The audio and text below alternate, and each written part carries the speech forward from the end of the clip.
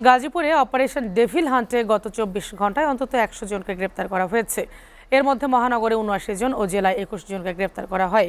এ নিয়ে গত ২ দিনে আটক করা হয়েছে ১৮২ জনকে। সারা দেশে অপারেশন ডেভিল হান্টের দ্বিতীয় দিনে ১.৫ শতাধিক ব্যক্তিকে আটক ও গ্রেফতার করা হয়েছে। প্রতিনিধিদের তথ্যচিত্রে ডেস্ক রিপোর্ট। গাজীপুর মহানগরের ১১ থানায় অভিযান চালিয়ে ৭৯ এবং জেলার ৫ থানায় গ্রেফতার হয়েছে ২১ আওয়ামী লীগ নেতাকর্মী। তাদের গাজীপুর আদালতে তোলা হয়। রোববার সারা দেশে অপারেশন ডেভিল হান্ট পরিচালনা করে ১৩০৮ জনকে গ্রেফতার করে আইনশৃঙ্খলা রক্ষাকারী বাহিনী। পুলিশ সদর দফতর থেকে এই তথ্য জানানো হয়। অপারেশন ডেভিল হান্টে রংপুর মহানগরীতে ৬ এবং বিভাগের ৮ জেলা থেকে ২৫ জনকে গ্রেফতার করেছে যৌথ বাহিনী। অপারেশন ডেভিল হান্টের অংশ হিসেবে বরিশাল মেট্রোপলিটন এলাকায় ৪টি ভাগে বিভক্ত হয়ে অভিযান চালিয়েছে পুলিশ।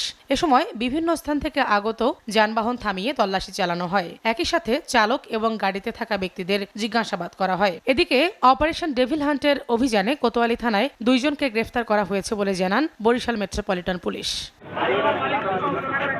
এদিকে সিরাজগঞ্জ ৬ আসনের সাবেক এমপি ও শাহজাদপুর উপজেলা আওয়ামী লীগের সভাপতি জয়ন ইসলামকে গ্রেফতার করেছে শ্রীপুর থানা পুলিশ। গেল রাতে গাজীপুরের শ্রীপুরের টেপির বাড়ি গ্রামের মাটির মসজিদ এলাকা থেকে তাকে গ্রেফতার করা হয়। বিষয়টি নিশ্চিত করেছেন শ্রীপুর থানার OC Joynal Abedin Mondal. SATV news desk.